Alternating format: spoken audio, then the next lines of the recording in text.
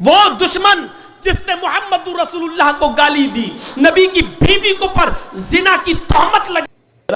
السلام علیکم ورحمۃ اللہ وبرکاتہ۔ ناظرین کرام، آج کا ہمارا ویڈیو ہے جو نبی کریم صلی اللہ علیہ وسلم کے شان میں گستاخی کیا ہے، اس کو لے کر کے مولانا جرجی صاحب نے ایک ایسا تقریر کیا ہے جس سے ایمان تازہ ہو جائے گا۔ ہم تو کہتے ہیں کہ مسلمان نہیں بلکہ ہر ایک دھرم کے لوگ سنیں کہ ہمارے نبی کی شان کیا تھی، ہمارے نبی کی زندگی کیسی تھی، ہمارے نبی کس طریقے سے اپنی زندگی گزارا۔ معاذ اللہ، لوگ یہاں تک کہتے ہیں جو رام گیری اس کا نام بھی لینا ایک گناہ ہے، وہ کہتا ہے کہ نبی کے شان میں گستاخی کرتا ہے، نبی کے ایسا ویسا، تو اللہ معاذ اللہ میں کہہ بھی نہیں سکتا ہوں شبد اپنی زبان سے، کیونکہ ایسا نہیں کرنا چاہیے۔ لوگ آج کل فیمس ہونے کے لیے مسلمان کو ہی زیادہ ٹارگٹ کرتے ہیں، لیکن مسلمان کے شان میں گستاخی کر دیں گے تو برداشت ہو جائے گا، لیکن نبی کریم صلی اللہ علیہ وسلم کے شان میں جو گستاخی کرے گا اس کو ہرگز نہیں معاف کیا جائے گا۔ تو دوستو، یہاں پر مولانا جرجی صاحب نے ایک ایسی بیان دیا ہے، ایک ایسی بیان سنا ہے جس سے ہر ایک انسان کا ایمان تازہ ہو جائے گا۔ نبی کی ہماری زندگی کیسی تھی، ہمارے نبی کی شان کیسی تھی، جو لوگ آج الٹا سیدھا بول رہے ہیں فیمس ہونے کے لیے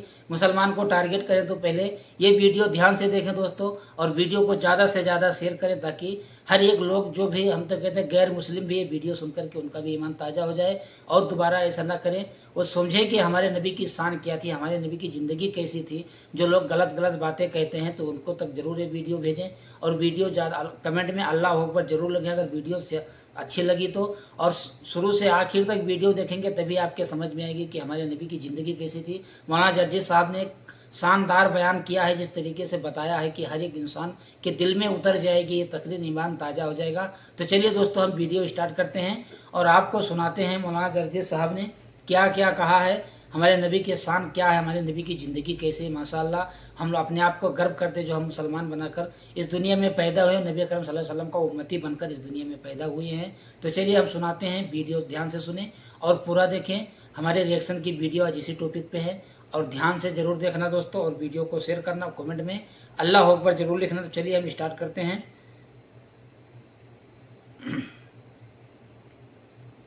وہ دشمن جس نے محمد رسول اللہ کو گالی دی، نبی کی بیوی کو پر زنا کی تہمت لگائی اور کہا کہ عائشہ فلاں آدمی کے ساتھ غلط تعلقات ان سے قائم ہوئے۔ حضرت عائشہ کی برات میں پاک دامنی میں اللہ نے سورہ نور کے اندر 18 آیتوں کو نازل فرمایا۔ میرے بھائیوں، وہ عبداللہ ابن ابی جو نبی کو، نبی کی بیوی کو گالی دیتا تھا لیکن مر گیا، تو اس کا بیٹا کہنے لگا کہ اللہ کے رسول، آپ اپنی قمیض یا چادر آپ دے دیں تو میں اپنے باپ کے کفن کی جگہ پر اس کو ڈال دوں، شاید جب تک آپ کی چادر یا قمیض میرے باپ کے جسم پر رہے گی شاید اللہ تعالیٰ اس کے عذاب میں کمی کر دے۔ اللہ کے نبی نے فوراً قمیض اتار کے دے دی۔ حضرت عمر نے کہا اللہ کے رسول، اس ظالم کو قمیض دے رہے ہیں جو آپ کو گالی دیتا رہا زندگی بھر اور آپ کی بیوی کو اما عائشہ پر تہمت لگاتا رہا، زنا کی گندی تہمت لگاتا رہا، آپ اس کو چادر دے رہے ہیں، آپ اس کو قمیض دے رہے ہیں۔ اخلاق کا عالم یہ تھا کہ اللہ کے نبی فرماتے ہیں، اے عمر، اگر میری قمیض پہن لینے سے یا چادر پہن لینے سے اگر اللہ اس کے عذاب میں کمی کر دے تو میرا کیا بگڑ جائے گا؟ اگر اللہ اس کے عذاب میں کمی کر دے تو میرا کیا بگڑ جائے گا؟ لوگوں نے کہا، اے عبداللہ ابن ابی کے بیٹے، جو رسول اپنی چادر یا قمیض دے سکتا ہے تو وہ تیرے باپ کا جنازہ کیوں نہیں پڑھا سکتا؟ گزارش تو کر، ریکویسٹ تو کر۔ اللہ کے نبی کے پاس آیا بیٹا، کہا اللہ کے رسول اگر میرے باپ کا جنازہ پڑھا دیں آپ تو آپ کا کیا بگڑ جائے گا؟ آپ نے کہا کچھ نہیں، چلو میں تمہارے باپ کا جنازہ پڑھاتا ہوں۔ آپ اللہ کے نبی جیسے ہی کھڑے ہوئے، عمر فاروق نے پیچھے سے قمیض پکڑ کے کھینچا، نہیں میں اس کا جنازہ نہیں پڑھانے دوں گا۔ اے اللہ کے رسول، جو زندگی بھر آپ کو گالی دیتا رہا اور آپ کی بیوی پر زنا کی تہمت لگاتا رہا، آج وہ مر گیا اور آپ اس کا جنازہ پڑھا رہے ہیں، میں نہیں پڑھانے دوں گا۔ اللہ کے نبی نے کہا عمر، میرے دامن کو پیچھے سے چھوڑ دو، اگر میرے جنازے کی نماز پڑھانے سے اگر اللہ اس کو بخش دیتا ہے یا اس کا عذاب کم کر دیتا ہے تو میرا کیا بگڑ جائے گا؟ مر گیا ہے، اب زندگی بھر پریشان کیا اب مر گیا ہے، اگر اللہ اس کے عذاب میں کمی کر دے تو کہ میرا کچھ نہیں بگڑے گا۔ آپ نے ہاتھ پکڑ کے حضرت عمر کا ہٹایا اور کھڑے ہو گئے، اور جیسے ہی کھڑے ہو کر اللہ اکبر کہنا چاہا، جبرائیل امین آسمان سے نازل ہوئے اور فرمایا، اے محمد، آپ اپنے دشمن کو معاف کر سکتے ہیں، لیکن اللہ اپنے نبی اور اپنے حبیب کے دشمن کو معاف کرنے کے لیے تیار نہیں ہے۔ اگر 70 مرتبہ بھی آپ اس کا جنازہ پڑھیں گے تو اللہ اس کو بخشے گا نہیں اور اس کو معاف نہیں کرے گا۔ آپ ہٹ جائیے۔ اللہ کے رسول پھر صحابہ کی طرف پلٹتے ہیں اور عبداللہ ابن ابی کے بیٹے سے کہتے ہیں، اے عبداللہ کے بیٹے، میں تو تیرے باپ کا جنازہ پڑھانے کے لیے تیار تھا، آ بھی گیا تھا، اس کے سامنے بھی کھڑا ہو گیا، لیکن جبرائیل امین نے آ کر مجھے روک دیا اور فرمایا 70 مرتبہ بھی اس کا جنازہ پڑھو گے، اس کے لیے دعا کرو گے، تب بھی اللہ اس کو معاف نہیں کرے گا، اس لیے میں ہٹ گیا۔ اگر مجھے معلوم ہو کہ 75 بار دعا کرنے سے اللہ بخش دے گا تو آج 75 بار بھی میں اس کا جنازہ پڑھا دیتا، لیکن اللہ بخشے گا، کوئی فائدہ نہیں۔ اللہ نے مجھے منع کر دیا اس کا جنازہ پڑھانے سے، میں ہٹ رہا ہوں۔ میرے بھائیوں، یہ نبی کا اخلاق تھا، یہ نبی کا کردار تھا، وہ تو اللہ نے منع کر دیا، ورنہ اللہ کے رسول تو جا چکے تھے اس کا جنازہ پڑھانے کے لیے۔ وَيَشْهَدُ الْجَنَازَةَ وَيَرْكَبُ الْحِمَارَ۔ اخلاق کا عالم یہ تھا۔ آج سائیکل چلانے والے کو اگر بائک مل جائے تو بائک استعمال کرنے کے بعد وہ جلدی سائیکل نہیں چلائے گا، اچھی گاڑی چلانے کے بعد اب سائیکل چلاؤں، اور بائک چلانے والے کو اگر 4 ویلر مل جائے تو 4 ویلر چلانے والا جلدی بائک نہیں چلائے گا۔ 4 ویلر پہ چلنے والا ہوں میں، اب میں بائک چلا کر جاؤں گا یہاں سے وہاں؟ نہیں، اب میں بائک نہیں چلاؤں گا، میں تو 4 ویلر استعمال کرتا ہوں۔ لیکن نبی کے اخلاق کا یہ عالم تھا کہ نبی کو وہ سواری ملی جس پر آج تک نہ جرجیس بیٹھ سکا، نہ یوگی بیٹھ سکا، نہ مودی بیٹھ سکا، نہ جو بائیڈن بیٹھ سکا، امریکہ کا راشٹرپتی، نہ رشیا کا راشٹرپتی پوتن بیٹھ سکا۔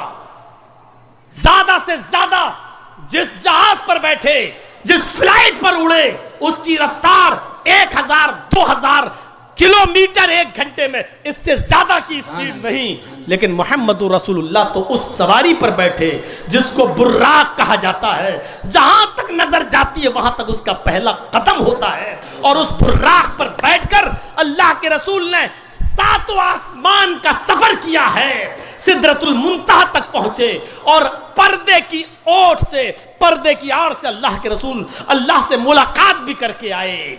اللہ کو دیکھا نہیں۔ جو یہ کہتا ہے اللہ کے رسول نے اللہ کو دیکھا وہ جھوٹا ہے۔ اللہ کے نبی نے اللہ کو دیکھا نہیں۔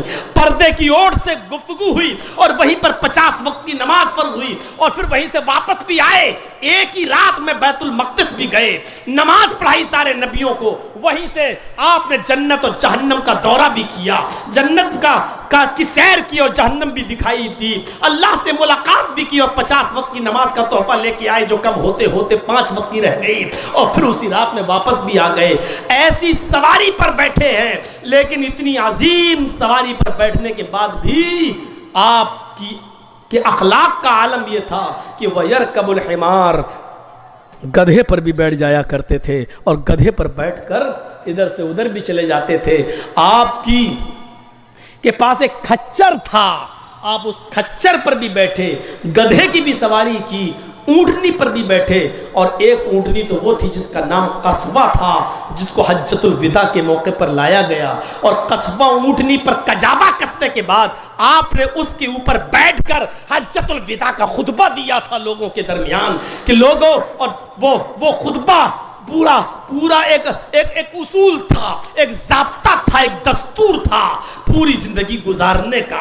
وہ کبھی فرصت میں سن لینا، اس 20-25 منٹ کے اس خطبے کو جو میں 2-3 گھنٹے میں آپ کے سامنے رکھوں تشریح کرتے کرتے تو اس میں بہت ٹائم لگے گا۔ تو میرے پیارے ساتھیوں، میں بتانا یہ چاہتا کہ براق پر بیٹھنے کے بعد بھی آپ نے گدھے کی سواری کی۔ یہ نہیں کہا کہ میں براق پر بیٹھنے کے بعد اب گدھے پر بیٹھوں گا، نہیں، گدھے پر بھی بیٹھ جاتے تھے، اونٹنی پر بھی بیٹھتے تھے، کھچر پر بھی بیٹھتے تھے، یہ اور گھوڑے پر بھی۔ یہ نبی اکرم صلی اللہ علیہ وسلم کے اخلاق کا حال تھا، اخلاق کا عالم تھا۔ اور لاسٹ چیز، وَيُجِيبُ دَعْوَةَ الْعَبْدِ، آپ غلام کی دعوت بھی قبول کر لیتے تھے، اپنے ساتھ غلام کو بٹھا کر غلام کے پلیٹ میں، غلام کے دسترخوان پر غلام کے ساتھ بھی کھانا کھا لیتے تھے، اور اس میں آپ اپنی ہچک محسوس نہیں کرتے تھے، اس کے ساتھ کھائیں گے۔ کبھی کبھی نوٹنکی باز اور ڈرامے بازوں کو آپ نے دیکھا ہوگا، میڈیا میں ان کی فوٹو آتی ہے کہ دیکھو فلاں چیف منسٹر نے، مکھ منتری نے فلاں دلت کے گھر میں کھانا کھایا ہے، یہ ایسے نوٹنکی باز اور ڈرامے باز آپ کو بہت ملیں گے، ایک ڈھونڈو تو 1000 ملیں گے، لیکن جب کیمرہ فوٹو لیتا ہے تو آپ دیکھیے گا کہ دلت کو الگ کھلایا جاتا ہے اور اس کو الگ، دونوں کے درمیان 2 میٹر کی دوری رہتی ہے، 2 میٹر کی۔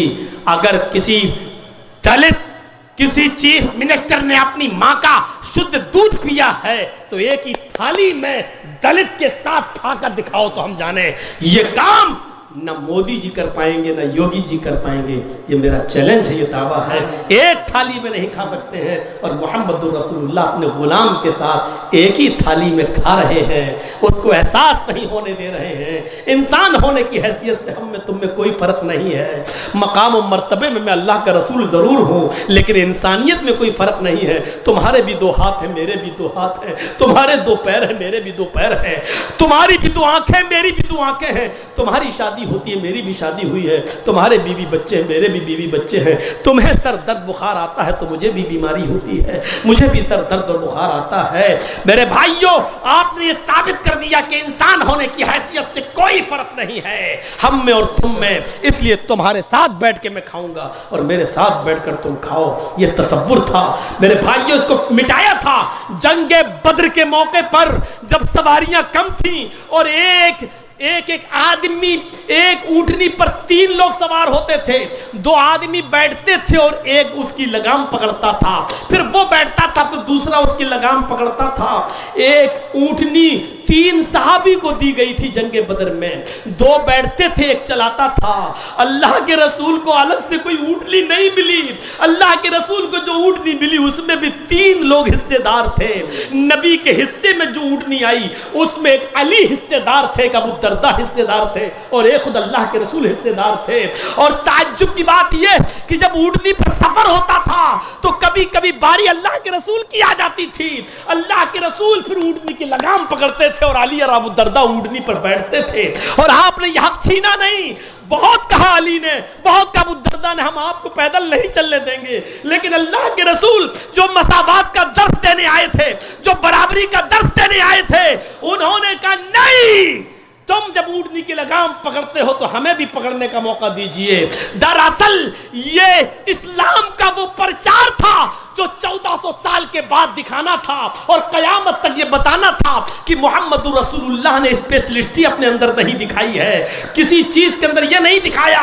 آج ایک نیتا کے پیچھے 20 گاڑیاں چل سکتی ہیں، لیکن محمد رسول اللہ وہ واحد لیڈر، وہ واحد نیتا ہے، وہ واحد لیڈر ہیں کہ جنہوں نے اپنے 2 صحابی کو کہا تمہارے بیٹھنے کی باری آئی، اے علی اب تم اونٹ پر بیٹھو، اور اے ابو دردہ اب تم اونٹ پر بیٹھو، اب میرا اونٹنی کا لگام پکڑ کے لے کے چلنے کی باری آئی، اب میں لے کے چلوں گا، اور ایسا کر کے دکھایا۔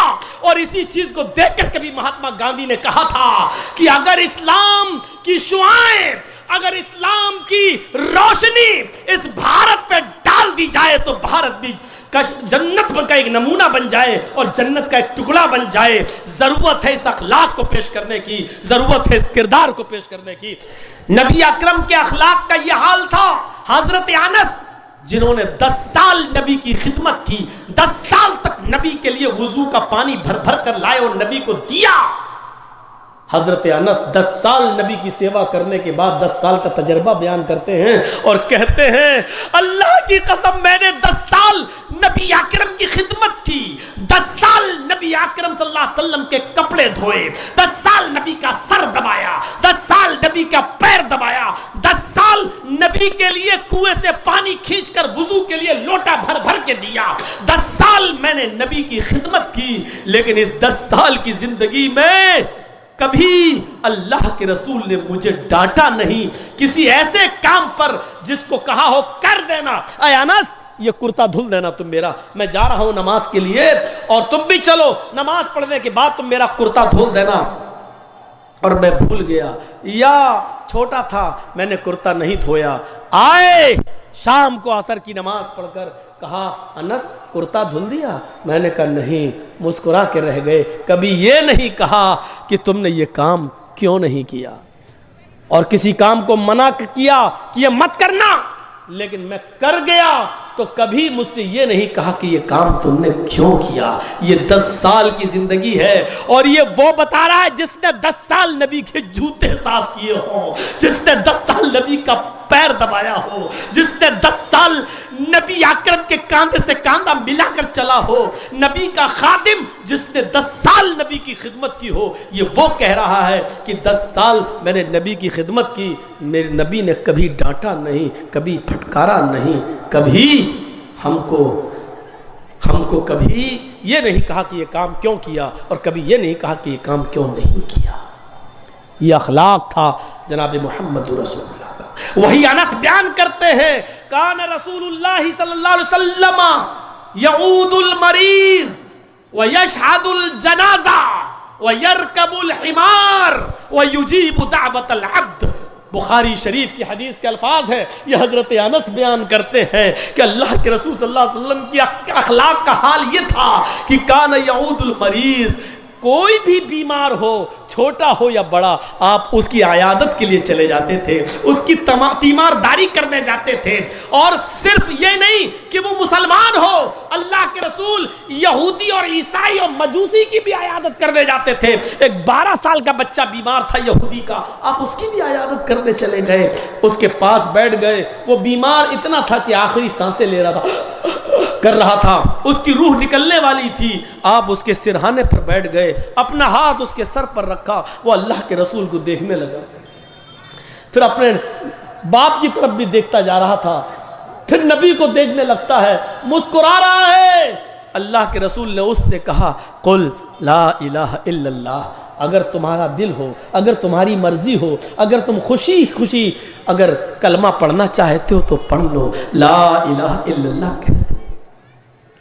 اس کا دل پہلے سے نبی کی طرف تھا, لیکن وہ اپنے باپ اور اپنی ماں کی وجہ سے اور خاندان کی وجہ سے وہ 12 سال کا بچہ اسلام نہیں قبول کر سکا. آج موت کے منہ میں ہے, آخری سانسیں لے رہا ہے, اللہ کے نبی اس کے سرہانے بیٹھے ہیں اور کہہ رہے ہیں کہ اگر تمہاری مرضی ہو اور خوشی خوشی پڑھنا چاہتے ہو تو پڑھ دو. اس نے اپنے باپ کو دیکھا, اس کے باپ نے سمجھ لیا میرا بیٹا محمد رسول اللہ کی تعریف کرتا رہا, ہمیشہ ان کی باتیں سن کر آتا تھا اور تعریف کرتا تھا. آج آخری وقت میں اپنے بیٹے کا دل کیسے توڑ دوں. کہا, بیٹے ابو القاسم کی اطاعت کرو, جو کہہ رہے کرو, تم پڑھنا چاہتے ہو پڑھو, آج میں تمہیں نہیں روکوں گا. بچہ خوشی میں کلمہ پڑھتا ہے, اشہد ان لا الہ الا اللہ وان محمدن عبدہ ورسولہ, اور یہ کلمہ پڑھتے ہی اس کا انتقال ہو جاتا ہے, اس بچے کی روح نکل جاتی ہے. اللہ کے رسول صلی اللہ علیہ وسلم کی آنکھوں میں آنسو آتے ہیں, فرط محبت میں آنسو آ گئے اور کھڑے ہو کر کہتے لگے, الحمدللہ الذی انقذہ من النار. تمام تعریفیں اس اللہ کے لیے ہے جس نے آخری وقت میں اس بچے کو جہنم کی آگ سے بچا لیا ہے, جس نے جہنم سے نجات عطا فرمائی. یعنی توحید پر مرنے کے, اس کی کلمے پر اس کی موت ہوئی آخری وقت میں. تو آپ کی حالت یہ تھی کہ آپ یہودی اور عیسائیوں کے بھی جنازے میں آپ ان کی بھی عیادت کرتے تھے. تکبر نہیں تھا. ہمارے ہاں امیر آدمی بیمار ہو تو جاتے ہیں, غریب ہو تو اس کو کوئی دیکھنے کے لیے نہیں جاتا. میرے بھائیوں, مریض کی عیادت کرو, اس کو تسلی دو, اس کو تشفی بخش جواب دو, اور عیادت میں وہ ساری چیزیں شامل ہیں جس کی اس کو ضرورت ہے. مان لو غریب آدمی ہے, آپریشن ہونا ہے, بہت پیسے لگنا ہے, تو اس کی مدد بھی کرو, ہے کہ لو یہ, اور دوسروں سے بھی کرواؤ, کیونکہ یہی عیادت ہے اور یہی تیمارداری ہے. میرے بھائیوں, اللہ کے رسول مریض کی عیادت کرتے تھے, چھوٹا بڑا نہیں دیکھتے تھے. وَيَشْهَدُ الْجَنَازَةَ, اور جنازے میں بھی شرکت کرنے جاتے تھے. کسی کا بھی جنازہ ہو آپ اس میں شرکت کرتے تھے. یہاں تک کہ ایک یہودی کا جنازہ آ رہا ہے, اللہ کے نبی صحابہ کے ساتھ بیٹھے ہیں, یہودی کا جنازہ آیا, آپ اس کو دیکھ کر کھڑے ہو گئے. یہودی کا جنازہ دیکھ کر کھڑے ہو گئے. پوچھا گیا اس کے جنازے کے گزرنے کے بعد, اے اللہ کے رسول مرنے والا تو یہودی تھا, آپ اس کو دیکھ کر بھی کھڑے ہو گئے. اللہ کے نبی نے فرمایا, مرنے والا کون تھا یہ مجھے زیادہ اہمیت نہیں دیتا ہے, کون مرا اس سے مطلب نہیں، میں تو یہ جانتا ہوں کہ مرنے والا انسان تھا۔ ہم انسانیت کے احترام میں کھڑے ہوئے ہیں، اس کے گھر والوں کو اس کے مرنے کا غم ہے، ہم اس کے غم میں شریک ہوئے ہیں۔ تو میرے بھائیوں، یہ تعلیم دی ہے محمد رسول اللہ نے، غیر مسلموں کے جنازے میں شرکت کر سکتے ہیں آپ، ان کے پیچھے پیچھے چل سکتے ہیں آپ، لیکن ہاں اگر شمشان گھاٹ جانے کے بعد آپ وہاں بھی جا سکتے ہیں، لیکن اگر کوئی یہ کہے کہ مردے کو آگ لگاؤ، آپ اگنی دے دو، تو یہ کام آپ نہیں کر سکتے ہیں، کیونکہ کسی کو جلانے کا حق اللہ تعالیٰ نے ہمیں اور آپ کو نہیں دیا ہے۔ آپ صاف طور پہ کہہ دیجئے ہمارے مذہب نے زندہ ہو یا مردہ کسی کو بھی جلانے سے منع کیا ہے۔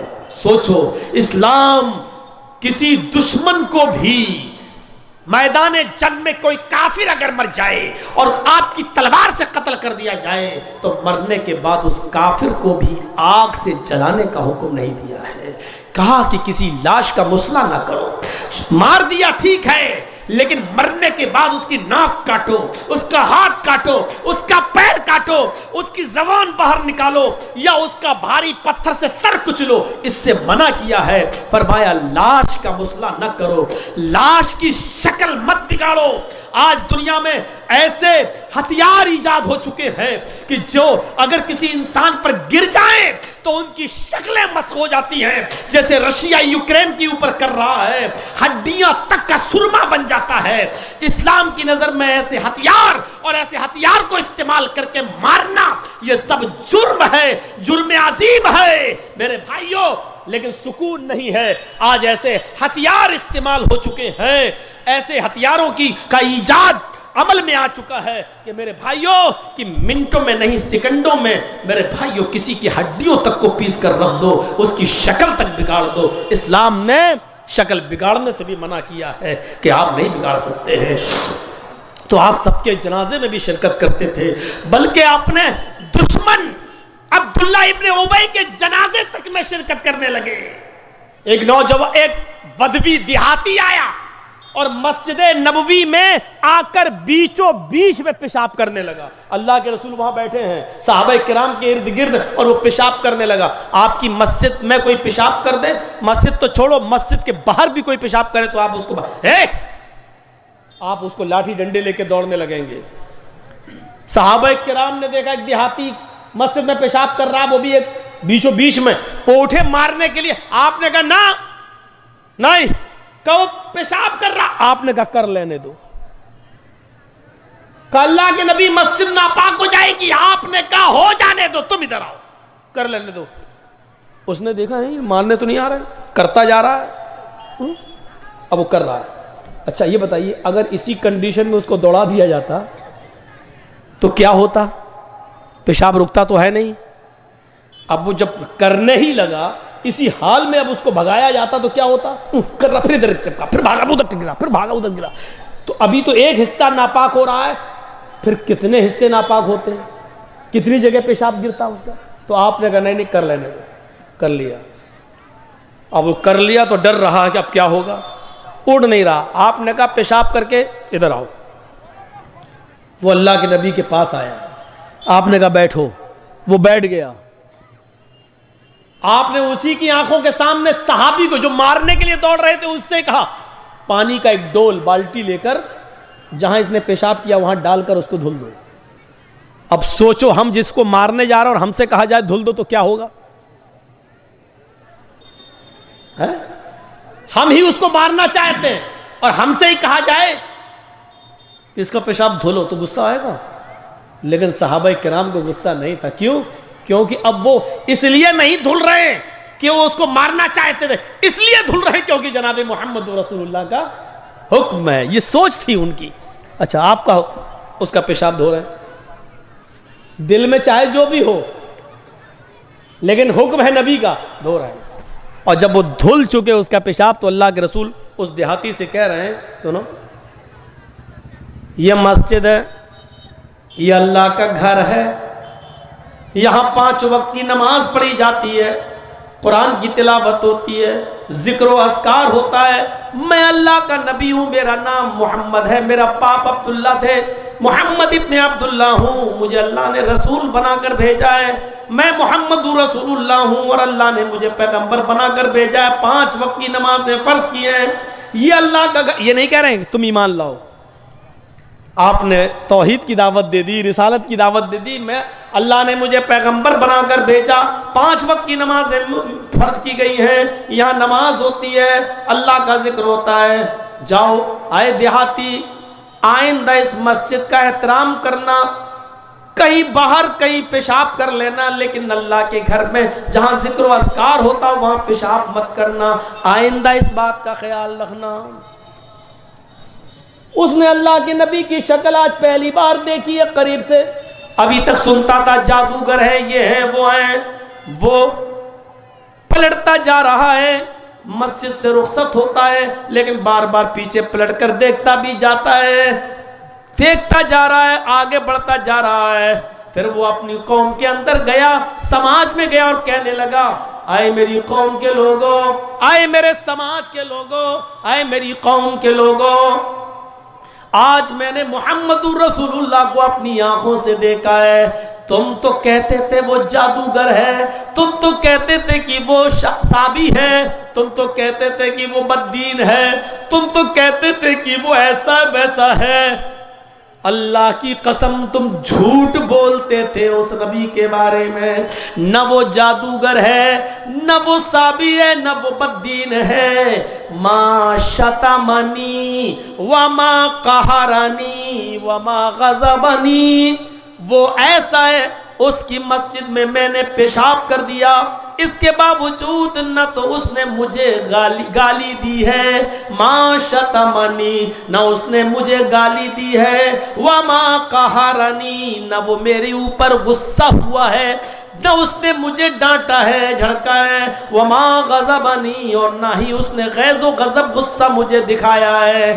لوگو تم جھوٹے ہو، میں اسی کے پاس جاتا ہوں اور اپنا رشتہ اس سے جوڑتا ہوں، پھر وہ لوٹ کر آتا ہے اور اسی مسجد نبوی میں آ کر اللہ کے نبی سے کہتا، ہاتھ یدکا ابایکا علی الاسلام، اپنا ہاتھ بڑھائیے، میں آپ کے ہاتھ پر ہاتھ رکھ کر اسلام قبول کرنا چاہتا ہوں۔ اور اس نے کلمہ پڑھا اور اسلام قبول کر لیا، اشہد ان لا الہ الا اللہ و اشہد ان محمد عبدہ ورسولہ۔ مسجد میں پیشاب کرنے والے کو ڈانٹا نہیں، پھٹکارا نہیں، بھگایا نہیں، بلکہ پورے اطمینان کے ساتھ، سکون کے ساتھ اس کو پیشاب کرنے کی پرمیشن دی۔ پرمیشن دینے کے بعد بھی اس سے اس کی گندگی نہیں دھلوائی، بلکہ صحابہ سے کہا اپنا اخلاق دکھلاؤ، اپنا کردار دکھلاؤ۔ صحابہ نے اپنے ہاتھ سے اس کی گندگی صاف کر دی۔ یاد رکھنا، اسلام مولانا جرجیز کی 2 گھنٹے 13 گھنٹے کی تقریر سے نہیں پھیلا، اسلام لمبی چوڑی تقریروں سے نہیں پھیلا، اسلام لمبی چوڑی کتابیں لکھنے سے نہیں پھیلا، اسلام معجزوں سے بھی نہیں پھیلا۔ اللہ کی قسم، نبی کے آنکھوں کے سامنے نبی کے معجزے دیکھنے کے بعد بھی لوگ اسلام نہیں لائے، چمتکار دیکھنے کے بعد بھی اسلام نہیں پھیلا۔ اتنا یاد رکھنا، لوگ چمتکار دیکھ کر، معجزے دیکھ کر اسلام نہیں لائے۔ 3 جنگ خندق کھودنے والے 300 صحابہ ہیں۔ حضرت جابر جب ان کو اپنے گھر لے گئے، ایک ہی بکری تھی، اللہ کے نبی صلی اللہ علیہ وسلم نے 300 صحابہ کو ان کے گھر لے جا کر کھانا کھلایا، بس اتنا کہا، اے جابر کی بیوی، ہانڈی میں جھانک کر مت دیکھنا، اپنے ہاتھ سے سالن نکالتے جانا اور روٹی بناتے جانا۔ تھوڑا سا سالن، تھوڑی سی روٹی 300 صحابہ کو ہوئی۔ کافروں نے یہ منظر اپنی آنکھوں سے دیکھا، لیکن اس کے باوجود وہ اسلام نہیں لائے، وہ اسلام نہیں لائے۔ ابو جہل اپنے مٹھی میں کنکریاں لے کر کہتا ہے، اے محمد بتا دو میرے ہاتھ میں کیا ہے، اگر بتا دو گے میری مٹھی میں کیا ہے تو میں اسلام لے آؤں گا۔ وہ وعدہ بھی کر رہا ہے، میں اسلام لے آؤں گا۔ اللہ کے نبی نے فرمایا، اے ابو جہل مجھ سے کیا پوچھتا ہے، تیری مٹھی میں جو کنکریاں ہیں ان کو، اس مٹھی کو کان میں لگا وہ خود میرا کلمہ پڑھتی ہوئی سنائی نظر آئیں گی۔ ابو جہل نے بند مٹھی کان میں لگائی، ان کنکریوں سے آواز آ رہی تھی، اشہد ان لا الہ الا اللہ واشہد ان محمدن عبدہ ورسولہ۔ یہ منظر اپنی آنکھوں سے ابو جہل نے دیکھا اور ابو جہل کے ساتھیوں نے دیکھا، لیکن اس کے باوجود وہ اسلام نہیں لایا۔ نہ ابو لہب بدلا، نہ ابو جہل بدلا۔ اسلام چمتکار دیکھنے سے، نبی کے معجزے دکھانے سے اسلام نہیں پھیلا۔ ایک موقع پر صحابہ پیاسے ہیں، اللہ کے نبی صلی اللہ علیہ وسلم نے دعا کی اور آپ کی 5 انگلیوں سے پانی کا چشمہ بہنے لگا اور آپ کی انگلیوں سے پانی بہتا ہوا سارے صحابہ نے پیا اور اپنی پیاس بجھائی۔ اس کو کافروں نے اپنی آنکھوں سے دیکھا لیکن اسلام نہیں لائے۔ اللہ کے نبی سے مطالبہ کیا گیا، چاند کے 2 ٹکڑے کر دو، ہم اسلام لے آئیں گے۔ اللہ کے نبی نے انگلی کا اشارہ کیا جس سے چاند کے 2 ٹکڑے ہو گئے اور پوری دنیا میں چاند کے 2 ٹکڑے دیکھے گئے، لیکن یہ جیتا جاگتا معجزہ دیکھ کر بھی لوگ اسلام نہیں لائے، ایمان نہیں لائے۔ یہ مت دیکھو کہ کوئی چمتکار ہوگا تو ہم اسلام لائیں گے۔ اسلام کا چمتکار تو محمد رسول اللہ نے دکھلایا، لیکن قوم اسلام نہیں لائی، ایمان نہیں لائی۔ اسلام لائی ہے اور اسلام کے قریب ہوئی ہے تو اخلاق سے ہوئی ہے، کردار سے ہوئی ہے، کریکٹر سے ہوئی ہے، سوبھاؤ سے ہوئی ہے۔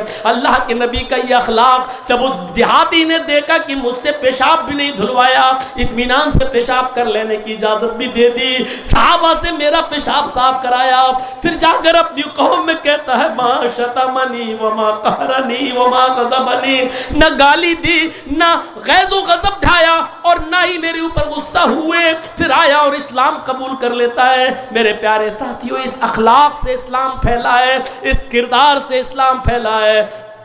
وہ نوجوان جو زنا کی اجازت مانگ رہا تھا، اس نے زنا کو اس لیے چھوڑا کیونکہ آپ نے اچھے اخلاق سے اس کو سمجھایا، اچھا کردار اس کے سامنے پیش کیا، اس لیے وہ سمجھ جاتا ہے۔ میرے پیارے بھائیوں، یہی چیز ہمیں اور آپ کو سمجھنا چاہیے، اچھا کریکٹر اور اخلاق ہمارے اندر پیدا ہونا چاہیے۔ جب تک اخلاق اچھا نہیں ہوگا، ہمارا کریکٹر اچھا نہیں ہوگا، دنیا اسلام سے دور رہے گی۔ اگر چاہتے ہو کہ دنیا اسلام سے کے قریب آئے تو ہمیں اپنا بازو نرم کرنا ہوگا، اپنی گردن جھکانی ہوگی، ہمیں نرم لہجے میں گفتگو کرنی ہوگی، ہمیں نرم لہجے میں گفتگو کرنی ہوگی اور لوگوں کا دل جیتنا ہوگا، تب لوگ اسلام کے قریب آئیں گے۔ میرے بھائیوں، یہ اچھا اخلاق اور اچھا کردار ہے جو لوگوں کو اسلام کے قریب کرتا ہے۔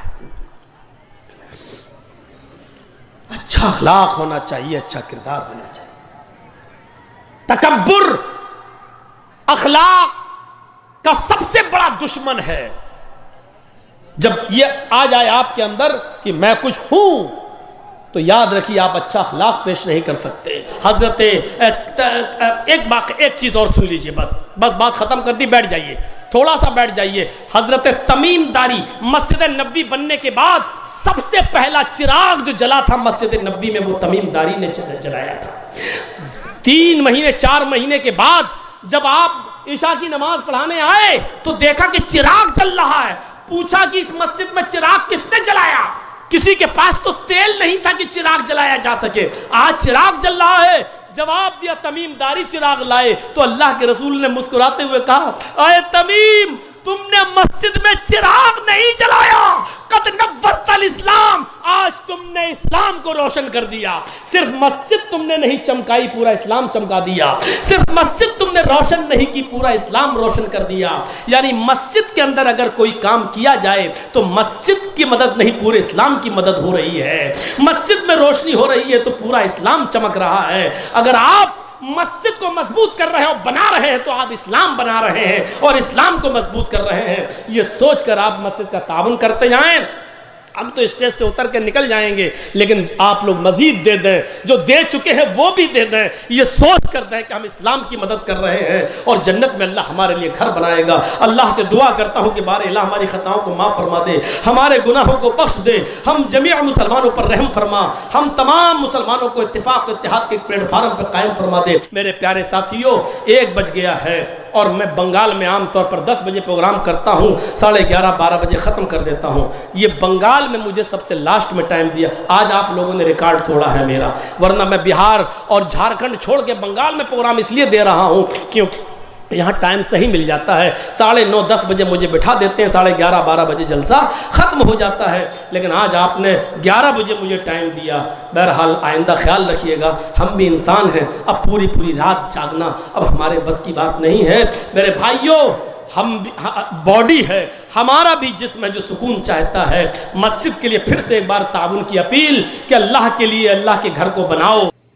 آئی ہوپ دوستوں آپ سب کو اچھا لگا ہوگا، ویڈیو دیکھا ہوگا، کتنی ایمان تازہ ہو گیا، دل خوش ہو گئے تقریر سن کر مولانا جرجیت صاحب کی، کیونکہ مولانا جرجیت صاحب نے ایک ایسا واقعہ سنایا ہے نبی کریم صلی اللہ علیہ وسلم کے بارے میں، کیونکہ ہمارے نبی کی زندگی ایسی تھی، ہمارے نبی کی شان ایسی تھی جس کے ہم اپنے آپ کو گرو کرتے ہیں کہ ہم مسلمان بن کر اس دنیا میں پیدا ہوئے اور نبی کا امتی بن کر اس دنیا میں پیدا ہوئے، اس سے بڑھ کر گرو کی کیا بات ہو سکتی ہے۔ کیونکہ جس طریقے سے لوگ اس زمانے میں دنیا میں زیادہ کر کے مسلمانوں کو ٹارگٹ کرتے، خاص کر کے ہمارے ہندوستان میں، کہ مسلمان کو ٹارگٹ کرو، نبی کے شان میں گستاخی کرو، اپنے آپ فیمس ہو جائیں گے، تو یہ غلط ہے۔ نبی کے شان میں گستاخی نہ کرے۔ ہمارے نبی کی زندگی ایسی تھی، مسلمان سب کچھ برداشت کر سکتا ہے، سب کچھ سہ سکتا ہے، لیکن جب کوئی نبی کی شان کی بات آ جائے تو یہاں پر کوئی مسلمان برداشت نہیں کر سکتا ہے، کیونکہ یہ ایک مسلمان کی اصلیت ہے اور ایک مسلمان کی یہی پہچان ہے کہ ہم نبی کے امتی ہیں، نبی کے شان میں کبھی گستاخی نہیں سن سکتے۔ اپنے آپ کو ہم جلیل دیکھ سکتے ہیں، اپنے آپ کو ہم نیچے گرتے ہوئے دیکھ سکتے ہیں، لیکن کبھی نبی کے شان میں گستاخی ہوتے ہوئے نہیں دیکھ سکتے ہیں۔ تو یہ ہمارے نبی کی زندگی تھی۔ مولانا جرجیت صاحب نے جس طریقے سے بیان کیا ہے، جس طریقے سے بتایا ہمارے نبی کی زندگی کیسی تھی، ہمارے نبی کی شان کیسی تھی، ہمارے نبی کیسی زندگی گزارے ہیں، ہمارے نبی اپنے سے چھوٹوں تک کے بیٹھا کر کے غلاموں کے بیچ میں بیٹھ کر کھانا کھاتے تھے، ہمارے نبی کی شان تھی۔